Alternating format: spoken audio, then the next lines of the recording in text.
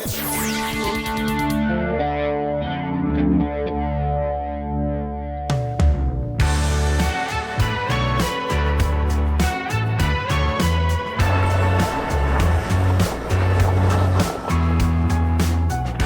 is a video I have been super excited to make because behind me is the brand new 2021 Chevrolet TrailBlazer, and we're gonna push it to its limits off-road to see what it will do in the Colorado Rockies.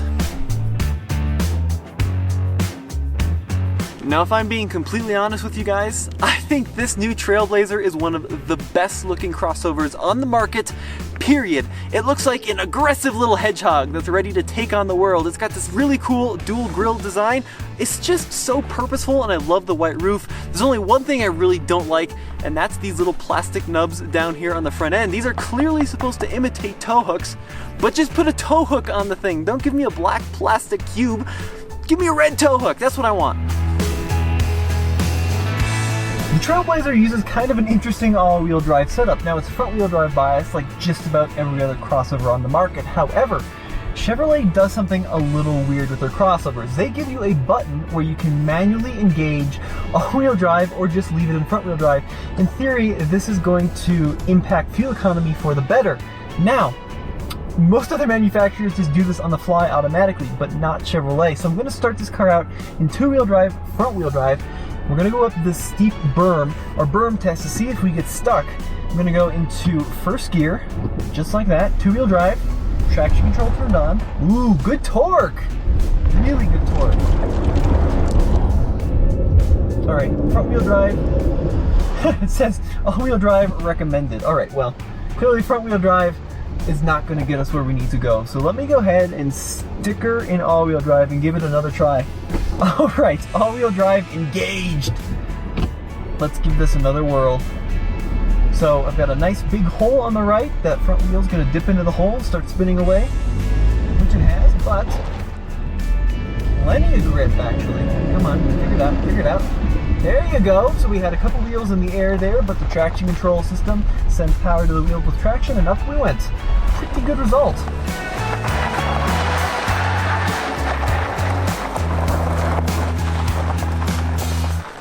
This is one of the biggest surprises of the year. When this car showed up at the office from the factory with off-roady tires, I got so ecstatic because these are Hankook Dynapro AT2 tires. Not quite a true all-terrain, but I'm going with a mild terrain, and they're so much better than the all-seasons you'd find on its competition like the Mazda CX-30 or Kia Seltos.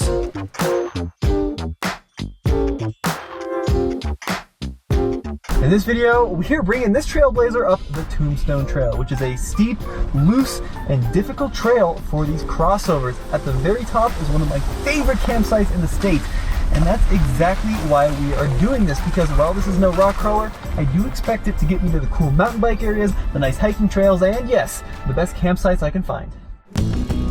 If the name TrailBlazer sounds familiar, that's because it should. The TrailBlazer was sold here in the US in the early 2000s, and it was a big, lumbering SUV with a massive V8. Not this new TrailBlazer. Heck, you don't even get a 4-cylinder. Instead, what you get is a 1300cc 3-cylinder turbocharged engine. It's in there somewhere, I promise, and this little engine develops 155 horsepower, 174 pound-feet of torque, made between 9-speed automatic.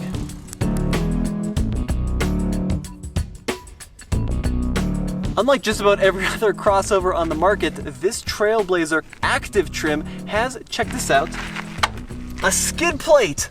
Look at that! It actually has a big metal covering for the engine and transmission, which means I'm not going to be quite as scared taking this into the big pointy rocks that would typically stop your traditional small crossover.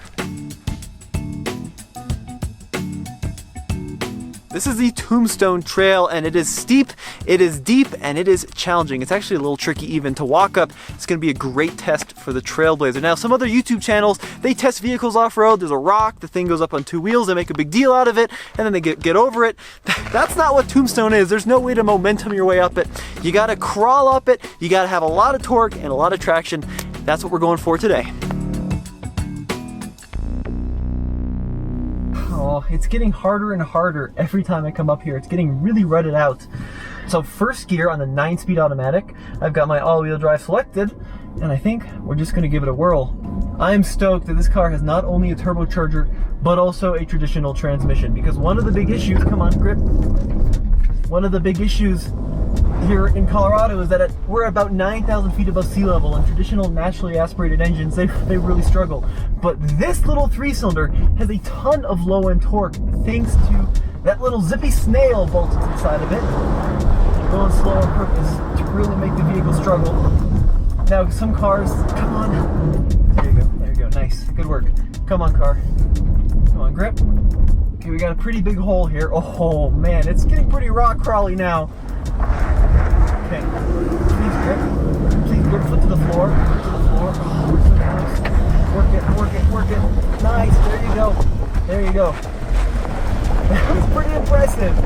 There is no cutting power, even with traction control on. This car will let you spin and spin and spin until you make it up like we did just there. Great result. It struggled a little bit, but then this trail is getting harder and harder every time we approach it. So I say we go up the even more difficult side and see if the TrailBlazer can take it.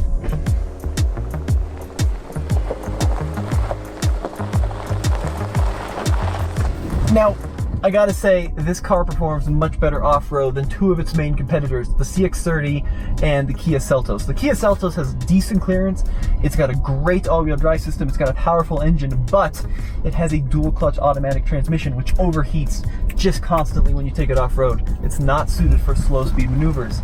The CX-30 has a good all-wheel drive system as well, but it does not have the clearance or the approach angle.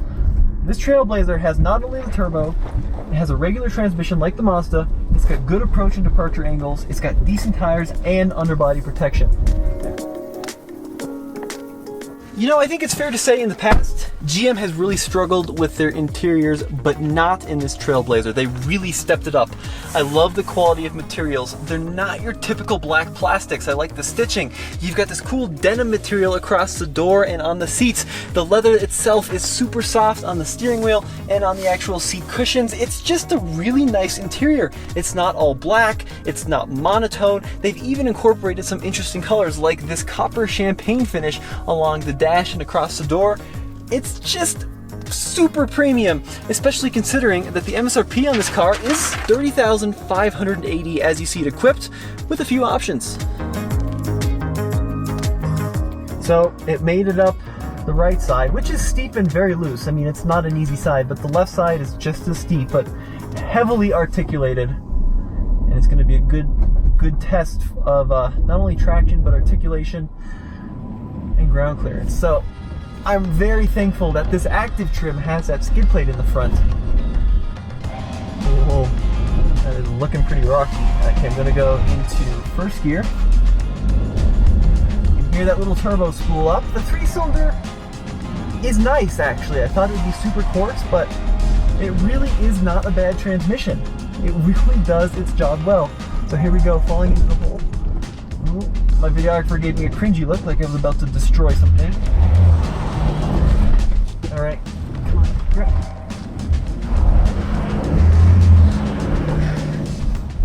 Wow, it works pretty well, this system. I gotta tell you what, you gotta commit to it. Go up this way. Oh yes, way to go, little car. That was hard on you, but you did it. You really did it. That was impressive. That was very impressive. 2 wheels in the air, tons of torque, didn't even need to disable traction control, just walked right up that.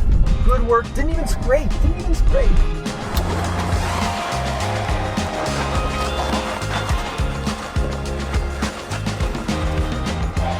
You know, credit where credit's due. This is an impressive little car. It just walked up those hills. I'm not gonna say no problem, it did struggle a little bit, but it did get me to the campsite. Here we are on top of this beautiful vista. Didn't break anything, there's no fluids gushing out of it. Yeah, I was really pleased with that. Now, of course, if this was my car, I would probably be more comfortable taking it with a lot more speed because I could bash the front end and not get in a lot of trouble, but heck yeah! For a little Korean-built 3-cylinder, I'm gonna call that a huge win.